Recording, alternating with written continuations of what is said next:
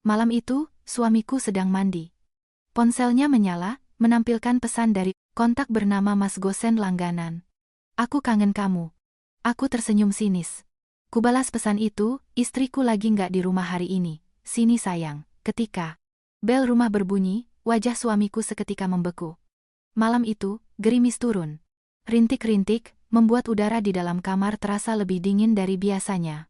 Jam dinding sudah menunjukkan pukul 11 malam. Aku sedang bersandar di kepala ranjang, membaca novel yang baru kubeli kemarin sore. Suasana di rumah sangat sunyi.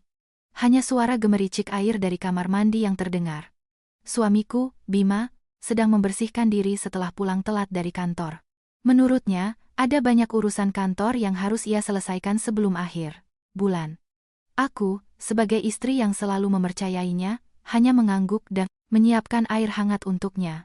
Pernikahan kami baru berjalan 3 tahun, suamiku adalah tipe pria yang sangat rapi, teratur, dan selalu berusaha tampil sempurna. Di hadapan semua orang, dia jarang marah, selalu berbicara dengan lembut dan tak pernah lupa membawakanku hadiah kecil setiap kali gajian. Namun, belakangan ini aku merasa ada jarak tak kasat mata di antara kami. Dia menjadi terlalu manis, terlalu perhatian, seolah-olah sedang berusaha menutupi sebuah kesalahan besar. Firasat, seorang istri jarang sekali meleset, tapi aku tak mau menjadi wanita yang menuduh tanpa bukti. Aku selalu berpikir menggunakan logika yang jernih. Saat aku membalik halaman buku, mataku tak sengaja menangkap seberkas cahaya terang dari seberang tempat tidur. Ponsel suamiku, yang tergeletak di nakas kiri, menyala. Biasanya aku tak pernah peduli dengan apa yang ia lakukan dengan ponselnya.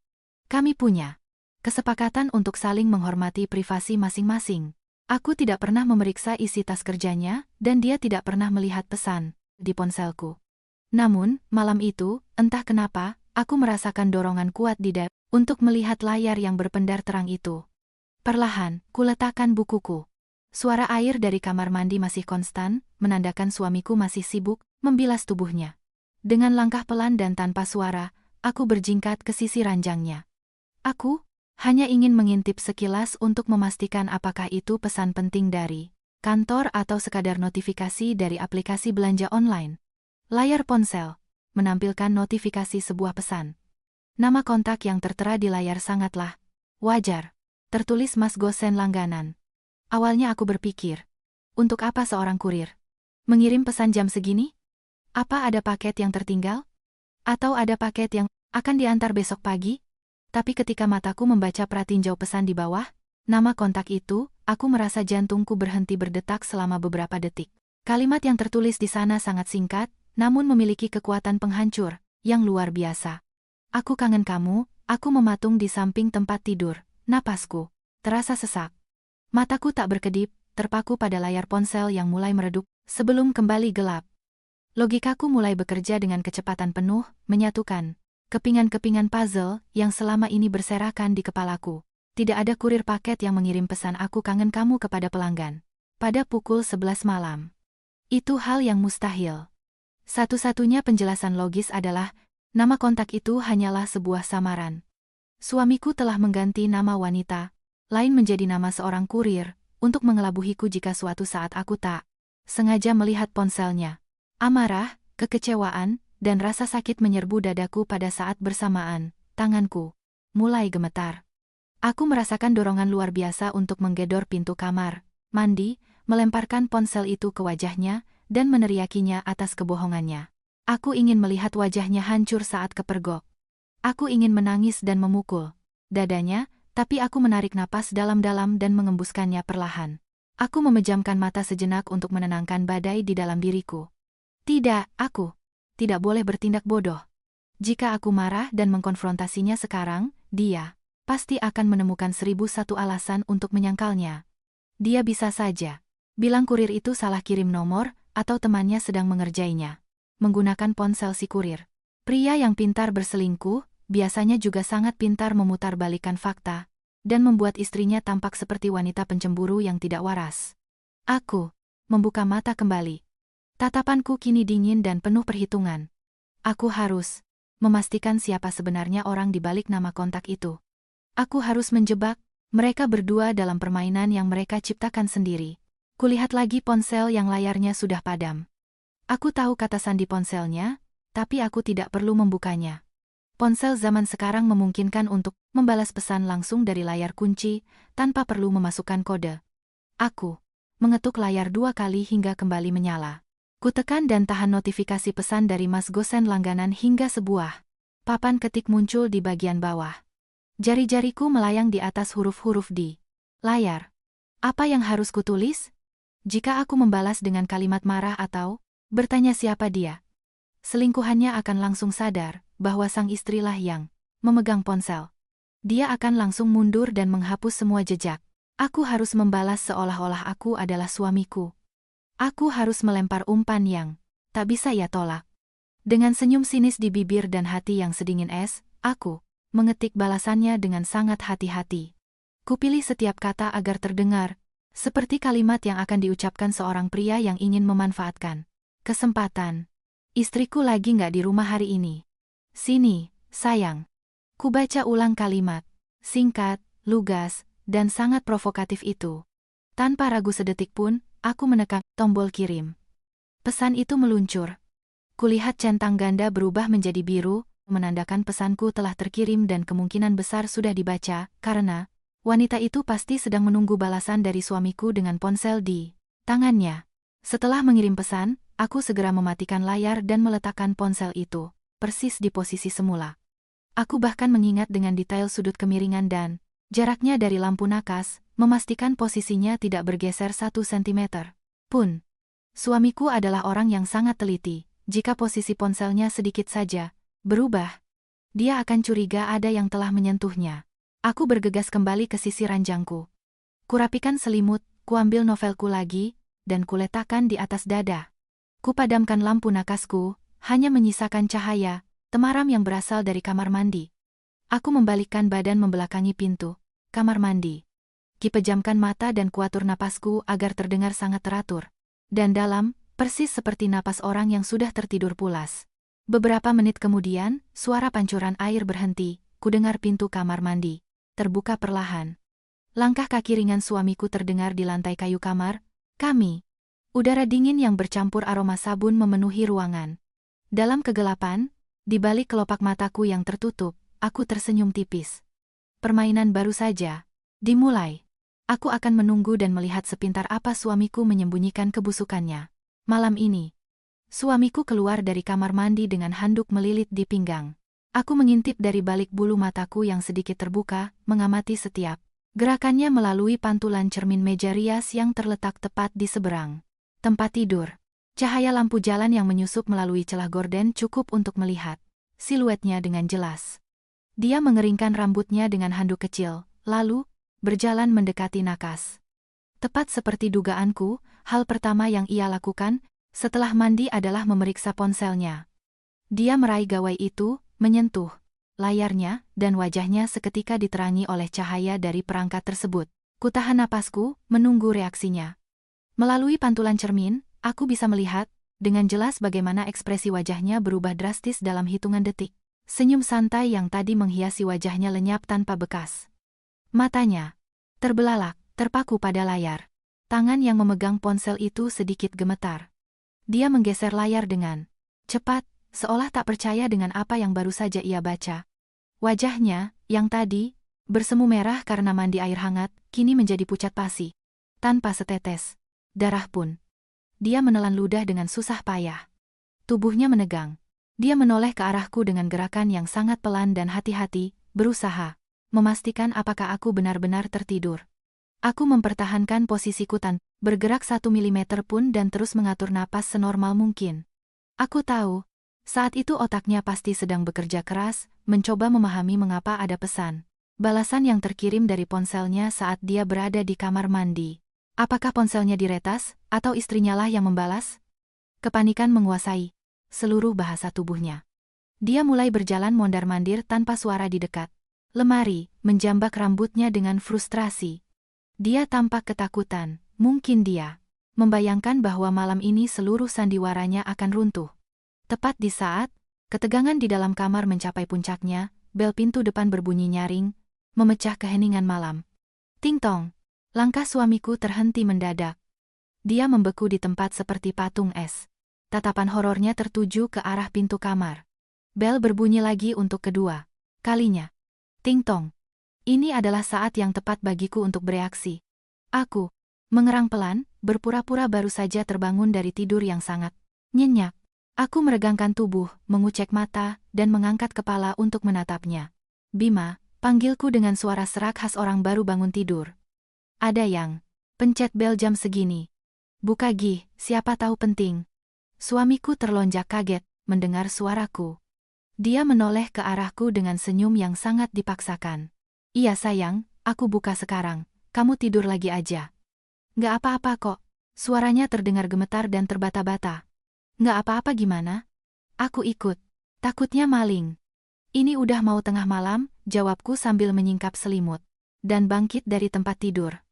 Mendengar aku akan menemaninya, kepanikan di wajah suamiku semakin menjadi-jadi. Dia buru-buru memakai kaus dan celana pendek dengan gerakan kikuk. Nggak usah, maksudku, tunggu sini aja, biar aku yang lihat. Di luar dingin, cegahnya, dengan nada yang terlalu cepat dan gugup. Sudah, Bima. Kita lihat sama-sama, kataku dengan nada keras kepala yang tidak bisa dibantah. Aku berjalan, mendahuluinya keluar kamar. Suamiku tak punya pilihan lain selain mengikutiku, dari belakang dengan langkah terseret. Aku bisa merasakan ketakutannya menguar di udara. Mungkin dia membayangkan, selingkuhannya sedang berdiri di depan pintu rumah kami, siap menghancurkan semua kebohongan yang telah ia bangun. Kami tiba di ruang tamu. Kunyalakan lampu utama. Suamiku berjalan menuju pintu dengan sangat perlahan, seolah berjalan menuju tiang gantungan. Tangannya yang gemetar meraih gagang pintu dan memutarnya. Pintu terbuka pelan. Udara dingin malam menyeruak masuk ke teras rumah kami.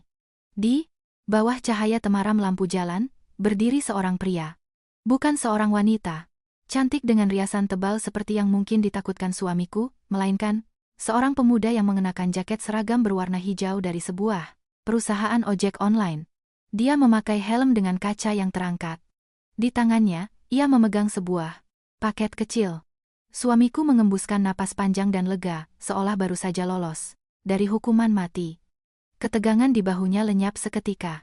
Dia tampak begitu bersyukur hingga nyaris menangis melihat pria di hadapannya. Selamat malam. Betul ini rumah Bapak Bima Wijaya? Tanya kurir itu dengan suara agak serak. Iya, saya sendiri, jawab suamiku dengan suara yang tiba-tiba menjadi tegas dan penuh percaya diri. Ada paket untuk Bapak, kata kurir itu, sambil menyerahkan kotak kecil itu. Suamiku menerimanya dengan senyum lebar. Lalu dia menoleh ke arahku, yang berdiri di belakangnya. Lihat, kan, sayang, apa kataku? Cuma kurir langganan, yang biasa antar paketku. Dia rajin banget, tadi sore dia kirim pesan bilang, kebetulan lewat daerah sini sekalian pulang, jadi dia mampir anterin kopi bubuk, yang aku pesan. Suamiku merangkai kebohongan itu dengan lancar dan sempurna, dia pikir alasannya cukup meyakinkan untuk menutupi pesan di ponselnya. Dia merasa telah memenangkan permainan malam ini. Oh, begitu. Rajin sekali, ya. Masih kerja jam segini, kataku sambil tersenyum ramah pada si kurir. Tapi di balik senyumanku, mataku menatap tajam pria berjaket hijau itu. Aku adalah orang yang sangat memperhatikan detail-detail kecil. Pria di hadapanku memang memakai jaket kurir, tapi ada banyak hal yang tidak cocok dengan bahasa tubuhnya. Seorang kurir sejati yang bekerja hingga larut malam akan terlihat lelah, ingin cepat-cepat menyelesaikan tugasnya, menyerahkan paket, meminta tanda tangan atau foto, lalu pergi. Tapi pria ini berbeda. Sejak pintu terbuka, tatapannya tidak fokus pada suamiku atau paket yang ia bawa. Matanya bergerak gelisah, menyapu bagian dalam rumahku. Dia melirik ke atap teras, tepat di tempat kamera CCTV kami terpasang. Lalu, tatapannya masuk lebih dalam ke ruang tamu, mengamati tata letak sofa, lemari, TV, dan pintu yang menghubungkan ruang tamu dengan ruang keluarga. Pria ini tidak sedang mengantar paket. Pria ini sedang melakukan pengintaian. Dia sedang menghafal denah rumahku. Makasih banyak, ya, Mas, hati-hati di jalan, kata suamiku sambil memberinya selembar uang 100 ribuan sebagai tip. Terima kasih, Pak. Permisi, jawab kurir itu. Dia menundukkan kepala sekilas, berbalik, dan berjalan menuju motornya yang terparkir agak jauh dari pagar kami. Suamiku menutup pintu dan menguncinya. Dia berbalik dan memelukku erat. Maaf ya, sayang. Jadi bangun gara-gara kurir ini. Yuk, kita balik ke kamar, katanya dengan nada sangat ceria, kontras sekali dengan kepanikan yang ia rasakan 5 menit sebelumnya. Dia berjalan di depanku, memainkan paket di tangannya, merasa menjadi pria paling pintar di dunia karena berhasil mengelabui istrinya. Aku terdiam sejenak di ruang tamu. Kutatap punggung suamiku yang menjauh. Ternyata, selingkuhannya tidak bodoh. Wanita itu menggunakan kurir bayaran untuk mengantar paket sebagai alibi, untuk berjaga-jaga jika situasi di rumah tidak aman, atau jika pesan sandi yang ia kirim dibaca oleh orang lain. Permainan ini jauh lebih canggih dan berbahaya dari yang kubayangkan. Tapi, mereka telah memilih lawan yang salah. Aku tidak akan membiarkan orang-orang ini menginjak-injak harga diriku di rumahku sendiri. Nikmati rasa aman palsumu malam ini, Bima, bisikku dalam hati dengan senyum dingin. Besok pagi, aku akan pastikan untuk mencari tahu siapa sebenarnya kurir palsu itu. Kupadamkan lampu ruang tamu dan menyusul suamiku ke kamar. Suamiku berbaring di tempat tidur dan dalam hitungan menit, suara dengkuran halusnya mulai memenuhi kamar. Dia tertidur lelap dengan wajah damai seolah tidak menyembunyikan satu dosa pun di bawah selimut tebal. Pria itu benar-benar percaya dia telah menipuku dengan sandiwara menyedihkan tentang paket kopi dan kurir yang bekerja lembur. Aku mengamatinya dari sisiku, di tempat tidur dengan campuran rasa mual, amarah, dan rasa penasaran yang semakin membara. Kulihat jam dinding. Jarumnya menunjuk pukul 11.30 malam. Hujan di luar telah reda total, menyisakan hawa dingin yang menusuk tulang dan aroma tanah basah yang menyelinap masuk melalui celah jendela. Otakku terus berputar memikirkan tatapan pria berjaket hijau tadi. Itu bukan tatapan seseorang yang lelah mengantar paket, itu adalah tatapan seorang pengintai. Aku harus bertindak sekarang, sebelum jejak pria itu hilang ditelan malam. Dengan sangat perlahan, kusingkap selimut dan bangkit dari tempat tidur. Kupastikan langkahku tidak menimbulkan derit sedikit pun di lantai kayu. Kuambil jaket tebal dari lemari dan memakainya untuk melindungi diri dari hawa dingin. Sebelum keluar kamar, kutatap suamiku sekali lagi. Dengkurannya masih teratur. Sempurna. Aku keluar dan menuju dapur. Kuambil kantong plastik berisi sampah, yang sudah penuh sejak sore. Jika suamiku tiba-tiba terbangun dan mencariku, aku punya alasan yang sangat masuk akal. Aku tidak bisa tidur karena teringat belum membuang sampah untuk diangkut petugas kebersihan besok pagi. Kubuka pintu depan dengan sangat hati-hati, memastikan engselnya tidak berderit. Udara malam yang dingin menerpa wajahku. Kuletakkan kantong sampah di tempat sampah di luar pagar. Setelah itu, pandanganku menyapu jalanan komplek perumahan yang sepi dan remang-remang. Hanya ada deretan rumah yang tertutup rapat dan lampu-lampu jalan yang memancarkan cahaya kuning temaram. Mataku terpaku pada sebuah bayangan di ujung gang. Sekitar 50 meter dari rumahku, di bawah cahaya lampu jalan yang berkedip-kedip, kulihat siluet pria berjaket hijau. Dia masih di sana. Motornya sepertinya bermasalah.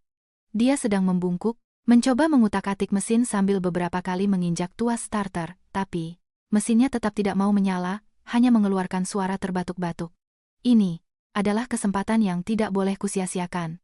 Kutarik resleting jaketku dan berjalan dengan langkah cepat namun senyap di trotoar. Semakin dekat aku, semakin jelas ku dengar umpatan yang keluar dari mulutnya. Dia terlalu sibuk dengan motornya yang mogok untuk menyadari kehadiranku tepat di belakangnya. Malam yang buruk buat motor mogok, ya? Kataku dengan suara sangat tenang dan dingin, memecah keheningan. Pria itu terlonjak kaget. Dia melompat mundur hingga nyaris menabrak tiang lampu. Wajahnya menegang saat melihatku berdiri di hadapannya dengan tangan bersedekap. Dia pasti mengenali wajahku sebagai istri dari pria yang baru saja ia kunjungi beberapa menit yang lalu. "Ibu? Ada apa, Bu?" Tanyanya dengan suara gemetar. Dia mencoba tersenyum, tapi senyumnya terlihat sangat kaku dan dipaksakan. Matanya bergerak gugup, melihat sekeliling jalanan yang sepi, seolah mencari jalan keluar. "Nggak usah pura-pura bodoh," kataku sambil melangkah maju, memperpendek jarak di antara kami. "Saya tahu kamu bukan kurir sungguhan. Dan saya tahu persis pesan yang masuk ke ponsel suami saya 1 jam yang lalu, yang isinya 'Aku kangen kamu,' itu datang dari nomor yang kamu pakai. Kamu pikir saya Buta huruf? Wajah pria itu semakin pucat. Dia menelan ludah dengan susah payah. Nggak, saya nggak ngerti maksud ibu. Saya cuma kurir. Pesan apa? Saya nggak pernah kirim pesan seperti itu. Pasti ada salah paham, sanggahnya dengan suara yang dibuat-buat agar terdengar seperti orang yang bingung dan difitnah. Aku tersenyum sinis. Salah paham? Baiklah. Kalau ini salah paham, ayo kita selesaikan di polsek sekarang juga. Di ujung komplek ini ada pos polisi yang buka 24 jam. Saya akan laporkan kamu atas tuduhan pelecehan verbal karena mengirim pesan tidak senonoh ke warga dan juga mengganggu ketertiban umum. Oh, dan jangan lupa, saya punya screenshot pesan itu, nomor teleponmu, dan rekaman CCTV rumah saya yang merekam wajahmu dengan sangat jelas saat kamu mengamati bagian dalam rumah saya. Kamu siap kehilangan pekerjaanmu yang berharga dan tidur di sel? Mendengar ancamanku yang diucapkan dengan nada datar, namun mematikan, pertahanan pria itu runtuh total. Dia menjatuhkan kunci pas yang dipegangnya ke aspal. Tubuhnya gemetar. Dia menyatukan kedua tangannya di depan dada, memasang wajah memelas seperti anak kecil yang ketahuan mencuri permen. Maaf, Bu. Tolong jangan laporkan saya ke polisi. Saya orang susah, Bu. Saya cuma disuruh. Saya dibayar untuk melakukan semua ini, mohonnya dengan suara yang tiba-tiba menjadi memilukan. Aku menatapnya tajam, mencoba membaca kejujuran di balik matanya yang gelisah. Siapa yang menyuruhmu? Ceritakan semuanya sejujurnya. Atau saya bersumpah akan berteriak sekarang juga agar satpam komplek menangkapmu dan membawamu ke polsek. Namanya Anita, Bu, jawabnya dengan cepat, seolah kata-kata itu sudah ada di ujung lidahnya. Dia yang bayar saya. Saya nggak tahu apa-apa soal hubungan mereka, Bu. Saya cuma ojek online lepas yang butuh uang tambahan. Mbak Anita bilang, saya disuruh simpan nomor Pak Bima dan dia kasih instruksi. Kalau dia minta saya kirim pesan sandi seperti tadi, itu artinya dia mau memastikan apakah rumah sedang aman. Kalau pesannya dibalas oleh Bapak, saya tinggal lapor ke dia. Tapi kalau situasinya bahaya atau ada ibu di rumah, saya harus datang mengantar paket kopi ini sebagai alibi, supaya mereka nggak ketahuan, jelasnya dengan napas terengah-engah. Ceritanya terdengar sangat masuk akal. Semua kepingan puzzle sepertinya pas. Suamiku selingkuh dengan wanita bernama Anita, yang sangat licik dan penuh perhitungan. Wanita itu menggunakan pihak ketiga untuk melindungi hubungan gelap mereka. Berapa dia bayar kamu untuk pekerjaan kotor ini? Tanyaku dengan nada menghina. 500.000 setiap kali dia minta saya pura-pura mengantar paket, Bu. Tolong, maafkan saya. Saya janji nggak akan melakukannya lagi. Saya akan blokir nomor Mbak Anita malam ini juga, katanya sambil terus menundukkan kepala. Aku terdiam sejenak, membiarkan keheningan malam kembali menyelimuti kami. Ada sesuatu dalam diriku yang terasa ganjil. Firasatku mengatakan ada yang tidak beres dengan pria ini. Dia mengaku orang susah yang putus asa, tapi jaket kulit yang ia kenakan di balik rompi kurirnya terlihat cukup mahal. Dia mengaku ketakutan, tapi dia mengungkapkan nama bosnya dengan terlalu mudah, tanpa perlawanan sedikit pun. Seorang kurir bayaran yang bekerja di dunia tipu-menipu biasanya memiliki loyalitas yang lebih tinggi untuk melindungi sumber penghasilannya, atau setidaknya akan mencoba berbohong lebih banyak lagi. Tapi pria ini menyerah hanya dengan satu ancaman. Namun, untuk saat ini aku tidak ingin menunjukkan kecurigaanku. Aku harus memanfaatkan situasi ini untuk keuntunganku sendiri. Aku butuh sebuah bidak catur yang bisa kugerakkan untuk menghancurkan Anita dan suamiku. Dengarkan baik-baik, kataku sambil menunjuk lurus ke wajahnya. Saya tidak akan melaporkanmu ke polisi malam ini, tapi dengan satu syarat yang tidak bisa ditawar. Mulai detik ini, kamu tidak lagi bekerja untuk wanita bernama Anita itu. Kamu bekerja untuk saya. Kamu akan jadi mata-mata saya. Rencana apapun yang wanita itu perintahkan, kamu harus laporkan ke saya dulu. Mengerti? Pria itu mengangguk cepat, tampak patuh dan lega. Mengerti, Bu? Saya akan lakukan apapun perintah ibu asal tidak masuk penjara. Saya janji akan bantu ibu menjebak mereka berdua. Bagus. Berikan ponselmu, perintahku. Dia merogoh sakunya yang gemetar dan menyerahkannya padaku. Kumasukkan nomorku ke kontaknya dengan nama samaran yang tidak akan menimbulkan kecurigaan. Lalu, Ku kembalikan ponselnya. Jangan berani-berani mencoba menipuku atau kabur dariku. Saya sudah catat nomor plat motormu dan saya punya bukti kuat untuk menjebloskanmu ke penjara kapanpun. Saya mau. Tunggu instruksi saya besok, ancamku untuk mengakhiri percakapan kami. Iya Bu. Terima kasih banyak atas kebaikan Ibu, katanya sambil membungkuk berkali-kali. Aku berbalik dan berjalan kembali ke rumahku tanpa menoleh ke belakang. Angin malam berembus lebih kencang, menembus lapisan jaketku. Di kepalaku, nama Anita bergema seperti racun mematikan. Suamiku dan selingkuhannya telah bermain api dalam pernikahanku. Sekarang giliranku untuk membakar mereka berdua, hingga menjadi abu. Namun, kecurigaanku terhadap si kurir sama sekali belum hilang. Pria itu berakting terlalu baik. Ada rahasia yang jauh lebih kelam yang sedang ia sembunyikan dariku. Dan aku akan menemukan kebenarannya besok pagi, dengan bantuan satu-satunya orang di dunia yang paling bisa kupercaya. Kubuka pintu rumah perlahan. Kukunci dan kembali ke kamar untuk tidur di samping pria yang akan segera menangisi kebodohannya sendiri.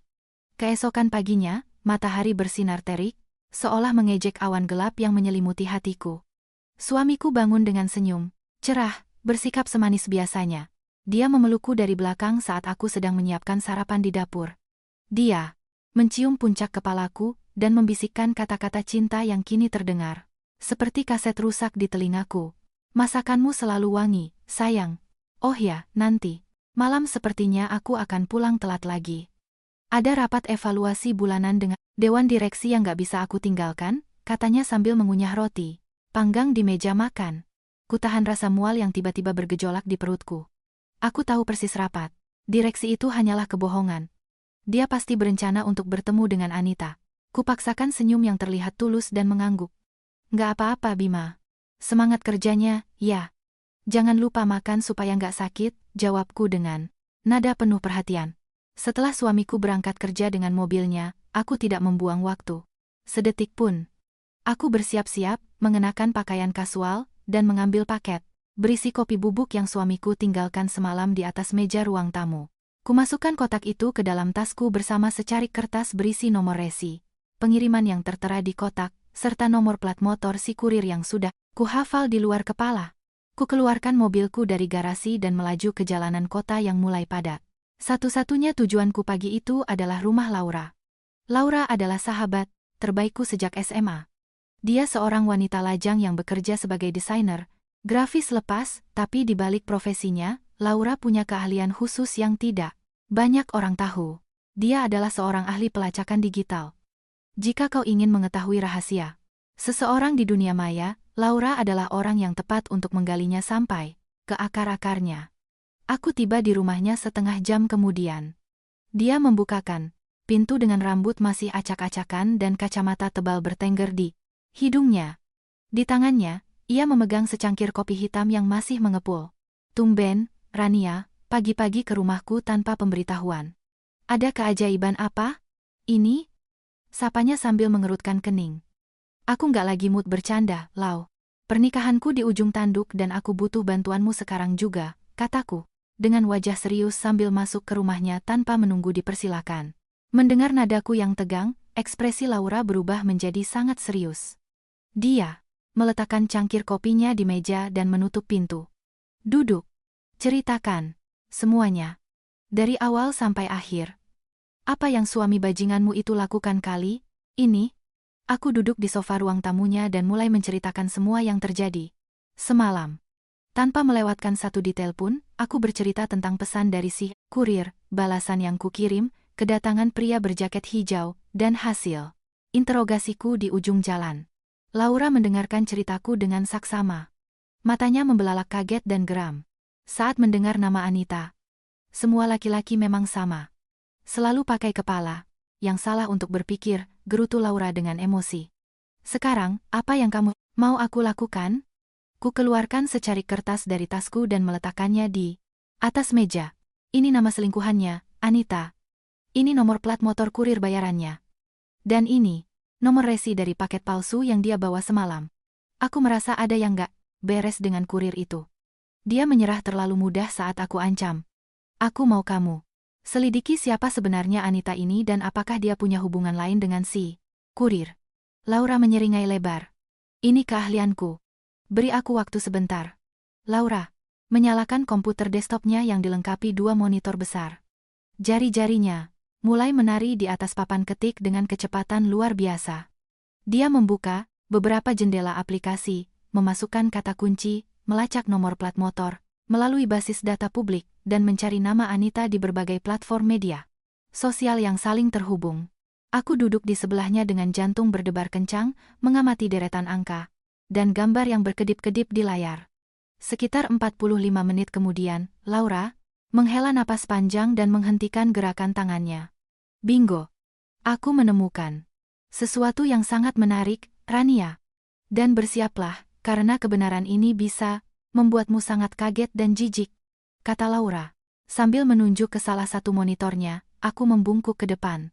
Di layar terpampang sebuah akun media sosial milik seorang wanita berwajah cantik, dengan riasan tebal dan pakaian yang terlihat mahal. Namanya Anita Morales. Di profilnya, dia tampak seperti wanita lajang kaya raya, yang sering bepergian ke luar negeri. Ini Anita, kata Laura. Tapi jangan tertipu dengan penampilannya yang mewah. Aku sudah melacak foto-foto lamanya yang ditandai oleh teman-teman sekolahnya bertahun-tahun lalu. Lihat foto ini. Laura membuka sebuah foto lama yang kualitasnya sudah menurun. Itu adalah foto sebuah pernikahan sederhana yang diadakan di depan sebuah rumah kecil. Anita mengenakan gaun pengantin putih sederhana dan murah, tersenyum lebar sambil menggandeng lengan pengantin prianya. Mataku terbelalak hingga rasanya mau copot. Jantungku berdebar marah.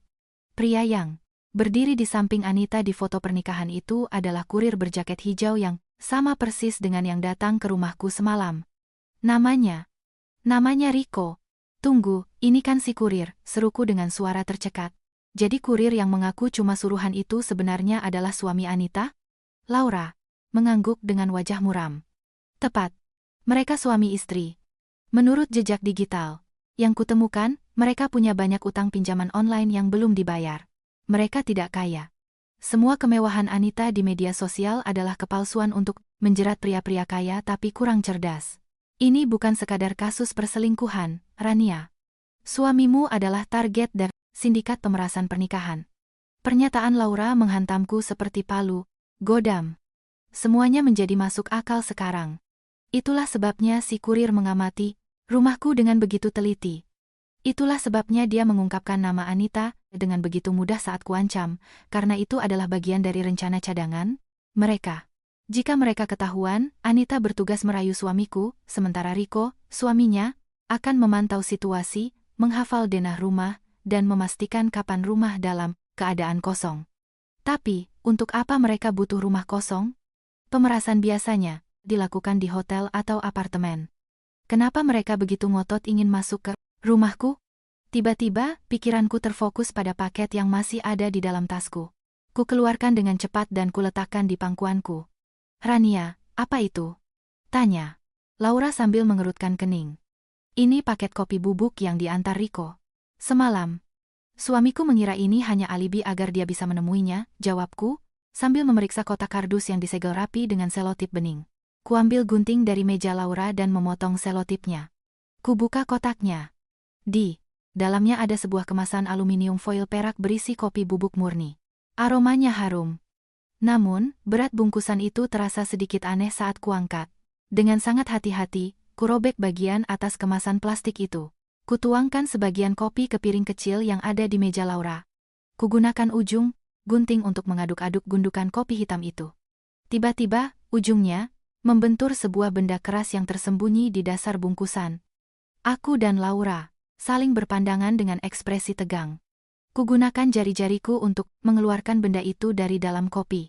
Benda itu terbungkus rapat dalam plastik kedap air yang sangat tipis agar tidak kotor. Kubersihkan sisa-sisa kopi yang menempel di plastik dan kutatap benda itu dengan rasa dingin yang menjalar di sekujur tubuhku.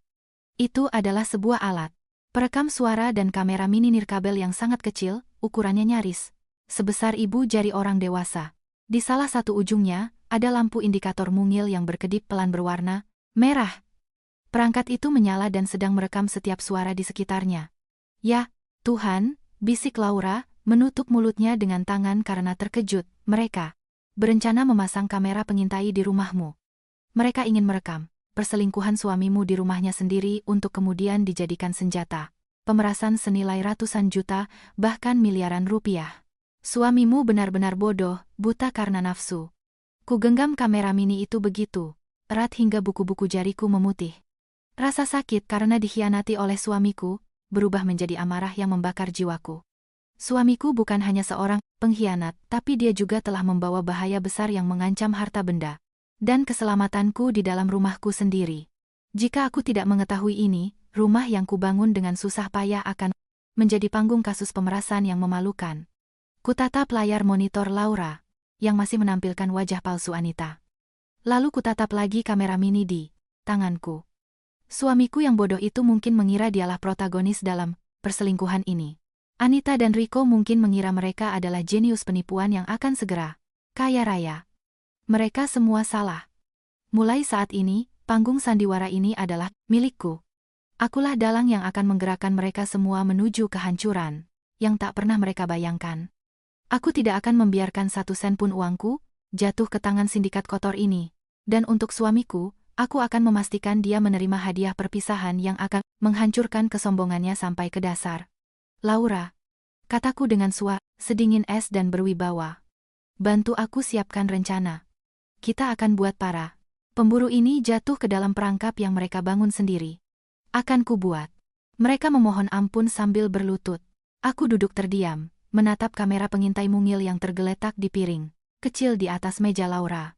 Sebuah benda sekecil itu telah dirancang untuk menghancurkan hidupku, merampas rasa amanku, dan mencuri aset yang telah kukumpulkan dengan susah payah selama bertahun-tahun. Amarah yang mendidih di dadaku perlahan berubah menjadi tekad yang sedingin es. Aku tidak akan membiarkan sepasang penipu murahan dan seorang suami bodoh menghancurkan apa yang menjadi milikku. Laura mengambil pinset dan membolak-balik benda kecil itu dengan sangat hati-hati, seolah itu adalah bom waktu yang akan meledak. Dia mengamati deretan nomor seri yang tercetak di bagian belakang perangkat, lalu memasukkannya ke mesin pencari di komputernya. Jari-jarinya bergerak lincah, mencari celah kerentanan pada perangkat keras, murahan yang biasa dijual di pasar gelap itu.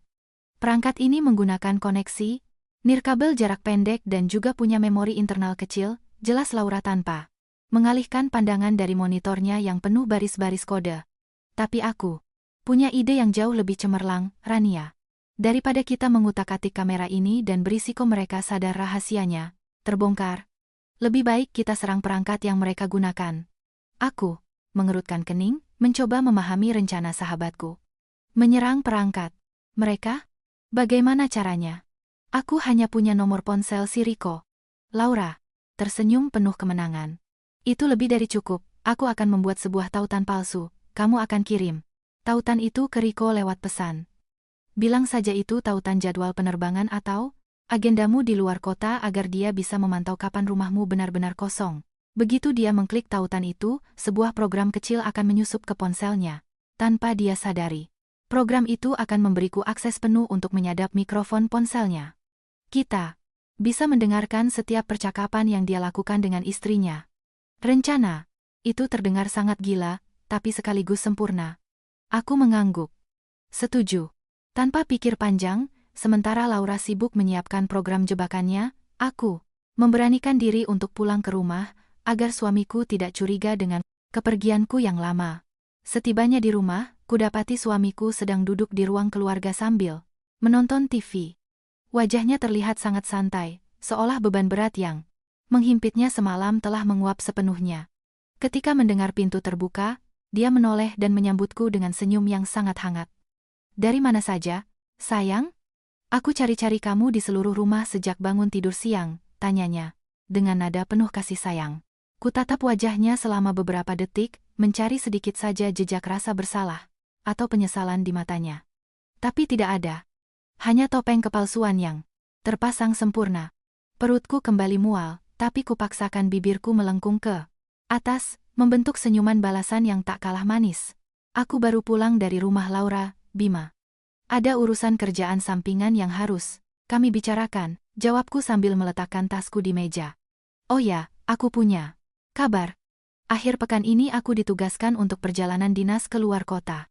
Ada peresmian cabang baru dan perwakilan dari timku harus hadir. Kemungkinan aku akan menginap di sana selama 2 malam. Mata suamiku langsung berbinar, meskipun ia dengan cepat mencoba menyembunyikannya dengan ekspresi sedih yang dibuat-buat. Yah, akhir pekan ini? Padahal aku berencana mengajakmu makan malam romantis. Sayang sekali kamu harus kerja. Tapi ya sudahlah, pekerjaanmu juga penting. Jangan lupa jaga diri baik-baik di sana. Tentu saja, Bima. Aku selalu menjaga diri, jawabku dengan nada lembut. Sementara itu, di kepalaku, aku merencanakan bagaimana cara menghancurkan masa depannya. Setelah percakapan singkat itu, aku masuk ke kamar tidur dan mengunci pintu. Ku keluarkan ponselku dan membuka percakapan dengan Riko. Ku ketik sebuah pesan dengan sangat hati-hati, memastikan nadaku terdengar, seperti wanita yang memegang kendali situasi. Aku akan pergi perjalanan dinas besok Jumat pagi dan baru kembali Minggu sore. Rumahku akan benar-benar kosong sepanjang akhir pekan. Ini jadwal detail perjalananku agar kamu tahu persis kapan harus bersiap. Sampaikan informasi ini ke si Anita. Ingat, laporkan setiap gerak-gerik mereka padaku. Setelah mengetik pesan, ku masukkan tautan palsu yang baru saja dikirim Laura beberapa menit yang lalu. Ku tekan kirim dan menunggu, dengan jantung berdebar kencang. Kurang dari 5 menit kemudian, pesan itu menunjukkan centang ganda biru. Riko telah membacanya. Beberapa detik kemudian, balasannya datang. Siap Bu, tautannya sudah saya buka. Akan saya laporkan ini ke Mbak Anita segera. Tenang saja Bu. Saya sekarang di pihak Ibu. Aku tersenyum sinis membaca balasan menjijikkan itu. Dia benar-benar mengira aku adalah istri bodoh yang bisa ia kelabui dengan mudah. Tak lama kemudian, ponselku bergetar. Panggilan dari Laura. Segera ku jawab dan ku tempelkan ponsel ke telinga. Rania, ikannya sudah kena pancing, kata Laura, dengan bisikan bersemangat. Si bodoh itu sudah mengklik tautannya. Aku berhasil masuk ke sistem ponselnya dan mengaktifkan mikrofon dari jarak jauh. Dengar, ini. Aku akan sambungkan audionya ke panggilan kita. Suara Laura menghilang, digantikan oleh suara gemerisik pelan. Lalu terdengar suara pintu ditutup dengan keras. Setelah itu kudengar langkah kaki dan suara seorang wanita tertawa, terbahak-bahak. Pasti itu Anita. Gimana, sayang? Istri bodoh itu beneran percaya sama sandiwara paket semalam? Tanya Anita dengan nada sangat manja dan penuh kemenangan. Dia percaya 100%, jawab suara seorang pria yang langsung kukenali sebagai suara Riko. Dia bahkan mencegatku di jalan dan mengancamku. Dia menyuruhku jadi mata-matanya. Dia pikir aku akan mengkhianatimu hanya karena ancaman murahan. Seperti itu. Dasar wanita bodoh. Keduanya tertawa terbahak-bahak. Tawa mereka terasa menyakitkan. Kugepalkan tanganku begitu erat hingga kuku-kukuku menusuk telapak tanganku. Lalu, apa rencana kita sekarang? Tanya Anita lagi. Si bodoh itu barusan kirim pesan. Katanya dia pergi dinas dari Jumat sampai Minggu. Rumahnya akan benar-benar kosong. Ini kesempatan emas kita, Anita. Telepon si kaya raya Bima itu dan ajak ketemuan di rumahnya Jumat malam.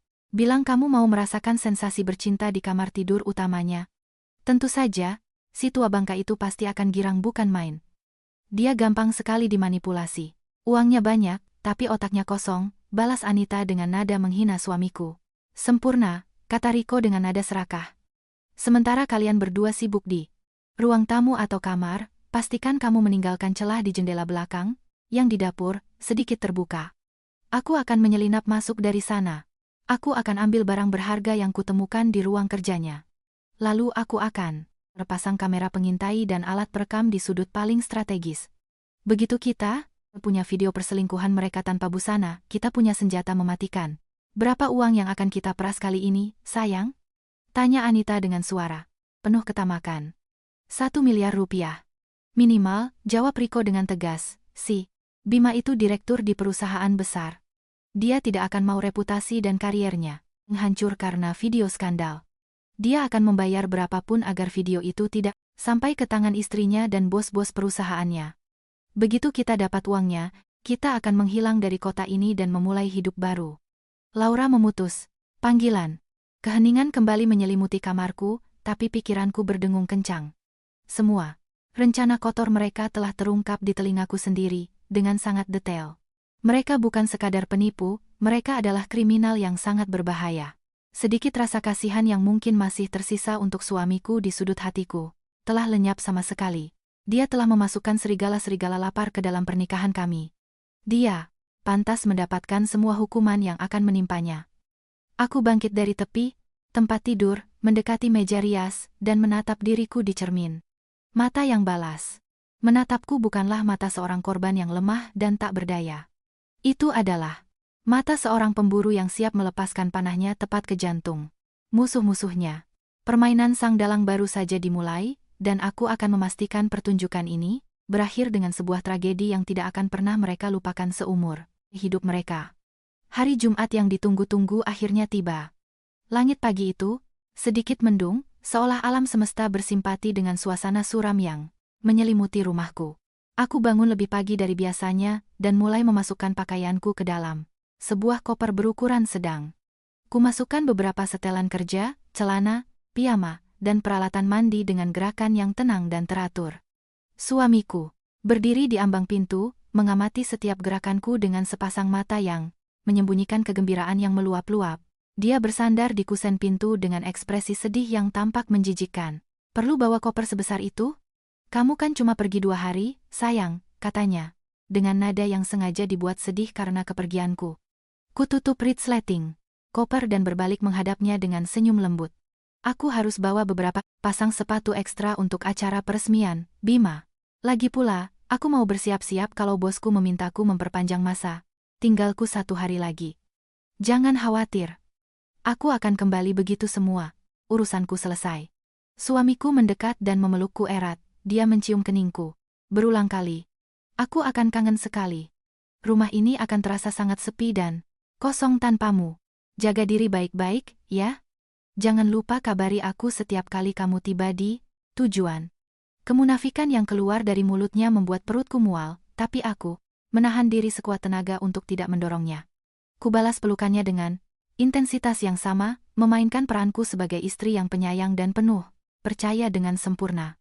"Aku juga akan merindukanmu, Bima. Jangan lupa kunci semua pintu dan jendela di malam hari. Jaga rumah kita baik-baik selagi aku tidak ada," pesanku dengan nada penuh makna. Sebuah kalimat yang sengaja kulontarkan untuk melihat reaksinya. Suamiku hanya tertawa kecil. "Tentu saja, sayang. Rumah kita akan aman di bawah pengawasanku." Sebuah taksi online yang telah kupesan sebelumnya membunyikan klakson di depan rumah. Kuambil gagang koperku dan berjalan keluar ke teras. Suamiku membantuku memasukkan koper ke dalam bagasi. Setelah lambaian tangan perpisahan terakhir, aku masuk ke dalam mobil. Kendaraan itu melaju perlahan, menjauh dari rumahku. Melalui jendela, kulihat suamiku berdiri di teras. Dia melambaikan tangan padaku, sampai mobil berbelok di tikungan. Tapi tepat sebelum aku benar-benar hilang dari pandangannya, kulihat dia buru-buru merogoh saku, mengeluarkan ponsel, dan menempelkannya ke telinga. Dia pasti sudah tidak sabar untuk menelepon Anita dan memberikan kabar baik bahwa penghalang utama mereka baru saja pergi. "Kita tidak ke bandara, Pak," kataku pada sopir tak lama setelah keluar dari komplek perumahan. "Tolong ganti rutenya. Bawa saya ke alamat ini." Kutunjukkan ponselku dengan alamat rumah Laura. Sopir itu mengangguk dan memutar kemudi. Setibanya di rumah Laura, sahabatku sudah menungguku di ruang tamu dengan sebuah map merah tebal di atas meja. Map itu berisi semua bukti yang telah kami kumpulkan dalam 2 hari terakhir. Ada cetakan tangkapan layar percakapan antara Rico dan aku, foto-foto profil palsu Anita, bukti pernikahan sahnya dengan Rico, gambar-gambar detail dari alat penyadap yang kami temukan di paket kopi, dan sebuah flash disk berisi rekaman percakapan telepon antara Rico dan Anita. "Semuanya sudah siap, Rania," kata Laura dengan ekspresi tegang dan serius. "Ini adalah senjata pemusnah massal yang akan menghabisi mereka semua." "Terima kasih, Lau. Kamu sahabat terbaik yang pernah kumiliki," jawabku sambil menepuk pundaknya dengan rasa terima kasih. "Sekarang, ayo kita bawa semua bukti ini ke tempat yang seharusnya." Kami pergi bersama ke kantor polisi sektor, Polsek, yang tidak jauh dari komplek perumahanku. Karena bukti yang kami bawa sangat lengkap, terstruktur, dan melibatkan kejahatan siber serta percobaan pemerasan, dengan jumlah fantastis. Kasus kami langsung ditangani oleh unit reserse kriminal, reskrim. Aku duduk di hadapan seorang kepala unit, kanit, berpakaian preman dengan tatapan yang sangat tajam. Kujelaskan seluruh kronologi kejadian dengan tenang dan teratur, tanpa emosi atau air mata. Kuceritakan bagaimana suamiku terjerat dalam perangkap seorang wanita bernama Anita, bagaimana suami wanita itu berpura-pura menjadi kurir untuk mengintai rumahku, dan bagaimana mereka berencana memasang kamera tersembunyi untuk memeras suamiku hingga miliaran rupiah. Sang kanit mendengarkan keteranganku dengan saksama sambil memeriksa setiap bukti di dalam map merah. Ketika ia mendengarkan rekaman percakapan antara Riko dan Anita tentang rencana penyusupan ke rumahku malam itu juga, ekspresinya menjadi sangat serius. Ini bukan sekadar kasus perselingkuhan, Bu Rania, kata kanit itu dengan suara berat. Ini adalah tindak pidana terencana. Mereka bisa dijerat dengan pasal 368 KUHP tentang pemerasan dan pengancaman, serta pelanggaran UU ITE terkait perekaman ilegal privasi. Mengingat tindak pidana utamanya akan dilakukan malam ini, kita punya kesempatan untuk melakukan penangkapan basah di tempat kejadian perkara. Rencana penggerebekan disusun dengan cepat. Polisi memutuskan untuk mengerahkan sebuah tim kecil berisi 4 orang petugas berpakaian preman. Mereka tidak akan menggunakan mobil patroli yang mencolok, melainkan sebuah mobil van hitam tanpa logo, disamarkan sebagai kendaraan teknisi internet. Malam harinya, langit menurunkan gerimis yang membuat suasana semakin gelap dan dingin. Laura, aku, dan 2 orang polisi berdesakan di dalam van hitam yang terparkir sekitar 3 rumah dari rumahku. Mesinnya dimatikan dan jendelanya dilapisi kaca. Film yang begitu gelap, sehingga tidak ada yang bisa melihat ke dalam. 2. Petugas lainnya menunggu di sebuah mobil sedan yang terparkir di ujung jalan untuk memblokir jalan keluar. Ketegangan di dalam van nyaris bisa kurasakan. Aku menatap tajam ke pagar rumahku melalui celah kecil di jendela. Jam di ponselku menunjukkan pukul 10 malam. Jantungku berdetak dengan irama yang kencang, memompa darah panas ke seluruh tubuh. Tak lama kemudian, sebuah sedan putih masuk perlahan ke jalanan. Mobil itu melaju tanpa suara dan berhenti tepat di depan pagar rumahku. Lampunya dimatikan. Pintu pengemudi terbuka dan seorang wanita berambut panjang tergerai keluar dari mobil. Ia mengenakan gaun pendek berwarna merah menyala yang dipadukan dengan mantel panjang untuk melindungi diri dari hawa dingin. Bahkan, dari jarak sejauh ini, aku mengenali itu adalah Anita. Dia berjalan dengan langkah yang sengaja dibuat sensual, merapikan mantelnya, dan berhenti di depan pintu. Sebelum ia sempat menekan bel, pintu rumah terbuka, lebar. Suamiku, Bima, berdiri di ambang pintu dengan senyum yang begitu lebar, hingga memperlihatkan semua giginya. Dia menyambut wanita itu dengan pelukan hangat, seolah dia adalah cinta sejatinya yang telah lama hilang. Kemudian, keduanya masuk ke dalam rumah dan pintu utama tertutup rapat. Kutahan napasku. Panggung yang kosong kini telah memiliki para pemainnya.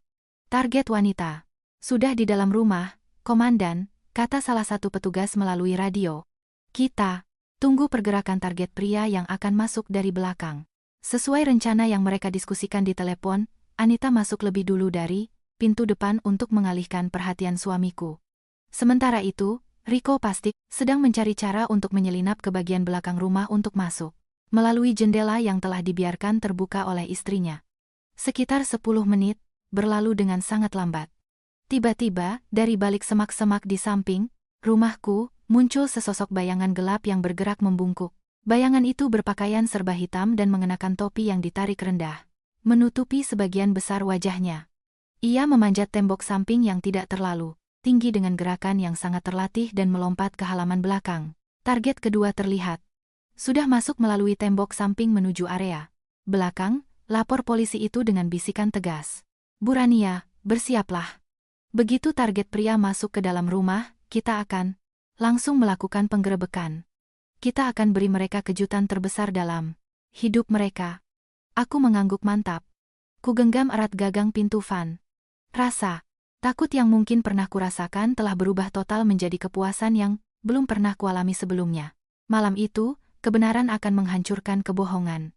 Dan aku tidak sabar untuk melihat wajah suamiku ketika topeng kesombongannya hancur berkeping-keping di hadapan hukum dan di depan mataku sendiri. Saya siap, bisikku. Panggung ini sepenuhnya berada di bawah kendaliku. Suasana di dalam van terasa semakin menyesakkan. Mataku terpaku pada sebuah monitor kecil yang dipegang oleh salah satu petugas. Monitor itu terhubung dengan sebuah kamera pengintai nirkabel mungil yang telah dipasang Laura di dekat lubang ventilasi di dapur rumahku sore tadi, sebelum kami pergi ke polsek.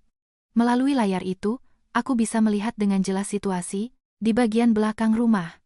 Jendela kaca yang menghadap ke taman belakang, yang seharusnya selalu terkunci rapat di malam hari, kini sedikit terbuka, menyisakan celah yang cukup besar untuk dilewati sebuah lengan. Anita telah menjalankan perannya dengan sempurna. Sambil merayu suamiku di ruang keluarga, dia pasti telah menemukan alasan untuk pergi ke dapur, mungkin untuk mengambil minuman, dan memanfaatkan kesempatan itu untuk membuka grendel jendela. Bayangan hitam yang telah melompati tembok kini mendekat perlahan ke jendela itu. Pria itu, Rico, bergerak mengendap-endap. Dia mendorong daun jendela hingga terbuka lebih lebar, lalu memasukkan separuh badannya. Gerakannya lincah, menunjukkan ini bukan pertama kalinya ia melakukan hal seperti ini. Dalam hitungan detik, seluruh tubuhnya telah menyelinap masuk ke dapur rumahku. Target kedua sudah di dalam rumah, lapor petugas yang memegang monitor dengan suara tenang namun penuh peringatan. Semua unit ke posisi. Tunggu aba-aba. Saya. Rico berjalan berjinjit melintasi dapur menuju ruang keluarga. Dia mengeluarkan sebuah perangkat dari ransel kecil yang dibawanya, mirip dengan alat perekam yang kutemukan di paket kopi. Dia mulai mencari sudut yang sempurna, memanjat kursi makan dengan hati-hati, dan menempelkan perangkat itu tepat di atas sebuah rak buku yang menghadap langsung ke sofa ruang keluarga. Di ruang keluarga itu, di sofa favoritku, suamiku dan Anita sedang duduk berdempetan. Volume televisi sengaja dibuat keras, untuk menyamarkan suara apapun dari luar. Suamiku tampak sangat menikmati setiap belayan dan rayuan menjijikkan dari Anita. Mereka tidak sadar bahwa sebuah kamera pengintai baru saja dipasang tepat di atas kepala mereka, siap merekam setiap gerakan kotor mereka dan mengubahnya menjadi senjata pemerasan miliaran rupiah. Setelah memastikan kameranya terpasang dengan baik, Rico mengalihkan pandangannya ke pintu ruang kerja. Suamiku tidak jauh dari ruang keluarga. Di ruangan itu, suamiku menyimpan sebuah brankas kecil berisi dokumen penting, perhiasan warisan dari ibu mertuaku, dan sejumlah uang tunai. Aku tahu, selain merekam video, Rico juga berencana mengambil semua barang berharga yang bisa ia dapatkan malam itu. Dia menuju ke ruang kerja, bisikku, memberitahu para petugas tentang tujuan Rico. Ini saatnya. Komandan yang duduk di kursi depan mengangguk tegas. Unit 1, blokir pintu depan. Unit 2, pintu belakang. Kita masuk sekarang. Petugas yang duduk di sebelahku membuka pintu geser van dengan gerakan halus. Aku dan Laura ikut turun. Udara malam yang lembab menerpa wajahku. Kami berjalan cepat dan senyap menuju halaman rumahku. Dua petugas dari sedan yang menunggu di ujung jalan sudah berlari tanpa suara menuju halaman belakang untuk memotong jalur pelarian Rico. Sementara itu, sang komandan dan aku berhenti tepat di depan pintu utama rumahku. Jantungku berdebar keras di dalam dada. Ise adalah saat yang telah kunanti-nanti sejak semalam, saat di mana aku akan meruntuhkan seluruh dunia palsu yang telah dibangun oleh si pengkhianat itu. Ku keluarkan kunci cadangan rumahku dari saku jaket dengan tangan yang sedikit gemetar karena adrenalin. Kumasukkan ke lubang kunci, memutarnya 2 kali, dan menekan gagang pintu ke bawah. Pintu utama terbuka tanpa derit sedikit pun, karena aku selalu merawatnya dengan baik. Kami masuk ke ruang tamu yang remang-remang. Dari ruang keluarga, tawa, manja Anita dan suara berat suamiku terdengar jelas di atas suara televisi. Berjalan di depan para polisi dengan langkah elegan dan mantap, seperti seorang ratu yang memasuki ruang singgasananya. Aku berhenti tepat di ambang pintu yang memisahkan ruang tamu dan ruang keluarga. Mereka berdua sedang berpelukan di sofa. Kemeja suamiku setengah terbuka dan tangan Anita membelai dadanya. Wajah mereka sangat dekat. Sebuah pemandangan yang seharusnya menghancurkan hati istri manapun, tapi bagiku saat itu tak lebih dari sebuah komedi murahan. Kujulurkan tanganku ke dinding di sebelahku dan menekan sakelar lampu utama. Lampu gantung kristal di langit-langit menyala dengan cahaya yang menyilaukan. Cahaya itu tiba-tiba menerpa wajah mereka. Suamiku dan Anita terlonjak kaget, seperti dua tikus yang disorot senter. Mereka buru-buru memisahkan diri dan menoleh ke arahku dengan mata terbelalak. Waktu seolah berhenti di ruangan itu. Suamiku menatapku dengan mulut setengah terbuka. Wajahnya, yang tadi bersemu merah karena gairah, kini sepucat mayat yang baru diangkat dari kubur. Dia berkedip beberapa kali, seolah mencoba bangun dari mimpi buruk. Dia pasti tidak percaya bahwa istrinya, yang seharusnya berada di luar kota, malam itu, sedang berdiri di hadapannya dengan tatapan sedingin es. Rania. Suara suamiku keluar seperti erangan putus asa. Kamu. Bukannya. Perjalanan. Dinas? Aku tersenyum tipis. Sebuah senyuman yang tidak sampai ke mataku. Kejutan, kataku dengan nada datar yang menggema di seluruh ruangan. Pada saat yang sama, terdengar suara gaduh dari arah dapur. Suara sesuatu yang jatuh, diikuti oleh teriakan tertahan dan bunyi gedebuk di lantai. Riko, yang sedang mencoba membobol pintu ruang kerja, telah dilumpuhkan oleh 2 petugas yang masuk dari pintu belakang. Mendengar keributan itu, Anita melompat dari sofa. Wajah cantiknya kini dipenuhi kepanikan. Dia menatap ke arah dapur dengan mata nanar. Lalu dia menatapku dengan napas tersengal.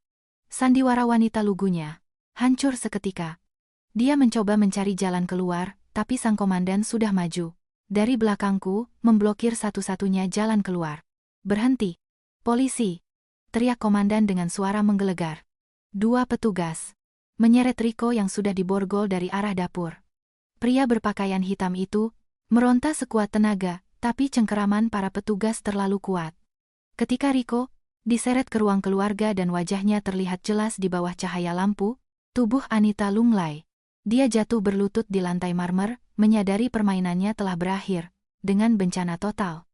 Suamiku, yang masih belum mengerti apa yang terjadi, menatap Riko dan Anita bergantian dengan ekspresi kebingungan yang bodoh. Polisi? Ada apa ini? Siapa orang ini? Kenapa dia ada di rumah saya? Tanya suamiku dengan suara gemetar. Dia menoleh ke arahku dengan tatapan memohon. Kusedekapkan tanganku dan mendekatinya perlahan. Kutatap lurus ke matanya yang penuh ketakutan. Kamu mau tahu siapa pria yang baru saja ditangkap di rumahmu, Bima? Tanyaku dengan suara tenang namun tajam, melukai harga dirinya. Pria ini adalah orang yang mengantarkan paket kopi beberapa malam yang lalu. Dia juga orang yang akan memasang kamera pengintai di ruangan ini untuk merekam adegan intim kalian. Kualihkan pandanganku ke Anita yang masih gemetar di lantai, lalu kembali menatap suamiku. Dan satu hal lagi yang paling penting, yang harus kamu tahu, suamiku yang sangat cerdas. Pria berbaju hitam itu adalah suami sah dari wanita cantik yang baru saja kamu peluk di sofa. Pernyataan itu menampar wajah suamiku seperti pukulan tak kasat mata. Dia mundur hingga menabrak sandaran sofa. Napasnya tersengal. Ego seorang pria sukses yang merasa bisa mempermainkan wanita hancur berkeping-keping. Dia baru saja sadar bahwa dia bukanlah seorang pemburu yang berselingkuh dengan gadis cantik. Dia hanyalah mangsa bodoh yang digiring ke rumah jagal oleh sepasang penipu profesional. Nggak mungkin, gumam suamiku dengan mata berkaca-kaca. Dia menatap Anita dengan tak percaya. Kamu sudah menikah? Kalian menjebakku? Anita tidak menjawab. Dia hanya menundukkan kepalanya, menyembunyikan rasa malunya. Kutatap suamiku yang tampak begitu rapuh dan menyedihkan. Tidak ada lagi cinta atau rasa hormat yang tersisa, hanya rasa jijik yang tak terhingga. Pintu rumah ini telah terkunci sejak awal, dan akulah yang memegang kunci untuk menghancurkan mereka semua di dalamnya. Ruang keluarga, yang dulu menjadi tempat terhangat di rumah, kini terasa sedingin ruang interogasi. Polisi bergerak cepat dan profesional. Mereka mengamankan barang bukti, termasuk kamera mini yang berhasil dipasang. Riko di rak buku dan peralatan untuk membobol kunci yang ada di ranselnya. Laura berdiri di sudut ruangan dengan wajah puas, merekam seluruh proses penangkapan dengan ponselnya.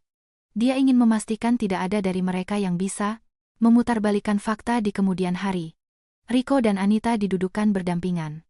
Wajah sepasang penipu itu tampak menyedihkan. Kesombongan dan tawa yang kudengar di telepon telah berubah menjadi rintihan ketakutan. Anita, Anda kami tahan atas percobaan pemerasan dengan ancaman, pelanggaran privasi dengan perekaman ilegal di kediaman orang lain, dan percobaan pencurian, kata komandan dengan suara tegas yang menggema di seluruh ruangan. Kami memiliki semua bukti percakapan dan niat jahat Anda. Silakan berikan penjelasan Anda di ruang pemeriksaan. Riko mencoba melawan untuk terakhir kalinya, menatapku dengan marah. Penyihir, kamu menjebak kami. Kamu memberikan jadwal palsu agar kami datang. Teriaknya putus asa. Kubalas tatapannya dengan sangat tenang. Aku tidak pernah mengundang kalian masuk ke rumahku untuk memasang kamera. Tidak, ide kotor itu datang dari kepala kalian sendiri. Aku hanya menggelar karpet merah agar kalian lebih cepat sampai ke penjara. Bawa mereka. Kedua, petugas membawa Riko dan Anita menuju van hitam yang menunggu di luar. Tangisan memohon Anita bergema hingga ke teras sebelum suara mesin mobil membungkamnya di keheningan malam. Kini hanya tersisa aku, Laura, dan suamiku di ruang keluarga. Suamiku masih membeku di dekat sofa. Wajahnya basah oleh keringat dingin. Dia melihat sekeliling ruangan yang kini senyap, seolah masih mencoba mencerna badai yang baru saja memorak-porandakan hidupnya dalam waktu kurang dari 15 menit. Tiba-tiba dia menjatuhkan diri ke lantai marmer, berlutut di hadapanku, merangkak dan mencoba memeluk kakiku. Dia menangis terseduh-seduh. Isak tangisnya memilukan. Rania, sayang, tolong maafkan aku, isaknya dengan suara terputus-putus. Air matanya membasahi celanaku. Aku bodoh, benar-benar bodoh. Aku sama sekali tidak tahu wanita itu penipu. Dia merayuku, membutakanku. Aku janji, aku bersumpah demi Tuhan, aku tidak akan pernah mengulangi kesalahan ini lagi. Tolong jangan tinggalkan aku, Rania. Kamu sudah menyelamatkanku dari pemerasan itu. Itu artinya kamu masih sayang padaku, kan? Kamu masih peduli padaku, kan? Mendengar kata-kata yang keluar dari mulutnya, aku merasakan rasa mual yang luar biasa naik ke kerongkonganku. Pria ini memiliki kepercayaan diri yang benar-benar menjijikkan. Dia pikir semua yang kulakukan malam ini, semua rencana rumit yang kususun, adalah untuk menyelamatkannya, karena aku masih mencintainya. Aku mundur selangkah, menepis tangannya dari kakiku dengan gerakan kasar. Kutatap dia dari atas ke bawah dengan tatapan hina. Tatapan yang sama yang akan kuberikan pada kotoran yang menempel di sol sepatuku. Menyelamatkanmu? Ulangku, dengan nada sedingin es, nada yang membuat suamiku berhenti menangis seketika, dan menatapku dengan ngeri. Kamu benar-benar berpikir aku melakukan semua ini untuk menyelamatkanmu, Bima? Aku tertawa kecil, tawa yang kering dan hampa. Dengarkan baik-baik, Bima, kataku dengan suara tegas, memanggil namanya tanpa sebutan sayang yang selalu kugunakan. Aku melaporkan mereka ke polisi bukan untuk menyelamatkan karier atau reputasimu. Aku melakukannya untuk menyelamatkan rumahku, untuk menyelamatkan harga diriku. Aku tidak akan membiarkan pencuri menjijikkan masuk ke wilayahku dan mengambil 1 sen pun dari berangkasku. Jika mereka memerasmu di hotel dan menguras rekening pribadimu, aku tidak akan peduli sedikit pun. Aku akan duduk santai minum teh sambil menyaksikan kehancuranmu dengan kepuasan yang luar biasa. Wajah Bima kembali pucat pasi. Kata-kataku menghancurkan sisa harapan terakhir yang ia miliki. Kamu gak bisa bilang begitu, Rania. Kita sudah menikah 3 tahun. Kita berjanji untuk saling memaafkan, katanya dengan suara gemetar. Janji itu sudah kamu langgar sejak malam pertama kamu membalas pesan wanita itu, sanggahku tanpa ampun. Kuberikan isyarat pada Laura dengan tatapan mata. Laura mengangguk. Dia pergi ke ruang tamu dan kembali sesaat kemudian dengan koper berukuran sedang, yang kumasukkan ke bagasi taksi online pagi tadi. Laura meletakkan koper itu di hadapan Bima. Itu kopermu. Bukan koperku, kataku, sambil menunjuknya. Laura membantuku membereskan sebagian besar barang-barangmu sore tadi saat kamu di kantor. Kunci mobil, kartu kredit yang atas namaku, dan semua akses ke rumah ini sudah dicabut. Bima menatap koper itu dengan mata terbelalak. Rania, kamu mengusirku, ini kan rumah kita. Ini rumahku. Kamu salah. Koreksiku dengan tegas. Sertifikat rumah ini atas namaku. Aku membelinya dengan tabunganku sebelum kita menikah. Mulai malam ini, kamu tidak punya tempat lagi di sini.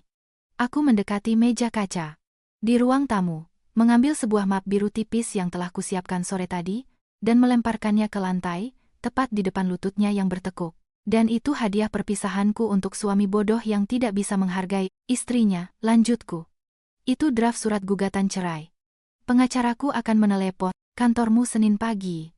Jika kamu mencoba mempersulit prosesnya, aku tidak akan ragu untuk menyerahkan salinan bukti perselingkuhanmu dengan sindikat pemerasan. Itu kejajaran direksi perusahaanmu. Aku yakin mereka tidak akan suka memiliki seorang direktur dengan moral serendah itu dan begitu mudah ditipu. Tubuh Bima ambruk sepenuhnya. Dia menutupi wajahnya dengan kedua tangan. Tangisan penyesalan yang keras dan memilukan terdengar dari balik telapak tangannya. Dia telah kehilangan segalanya. Malam itu, dia kehilangan harta yang ingin ia lindungi. Dia kehilangan selingkuhan cantiknya yang ternyata seorang penipu. Dan yang terburuk dari semuanya, dia telah kehilangan istri yang selalu mendukungnya. Laura, tolong bantu Tuan Bima membawa kopernya ke pintu. Pastikan dia tidak meninggalkan apapun di dalam rumahku, perintahku pada sahabatku. Aku berbalik dan menaiki tangga menuju kamarku di lantai 2, meninggalkan Bima yang menangis dan meratapi kebodohannya di ruang keluarga.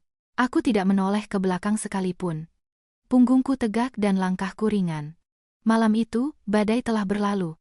Rumah ini akan terasa sangat sepi mulai besok, tapi setidaknya udaranya akan kembali bersih, bebas dari bau kebohongan dan pengkhianatan.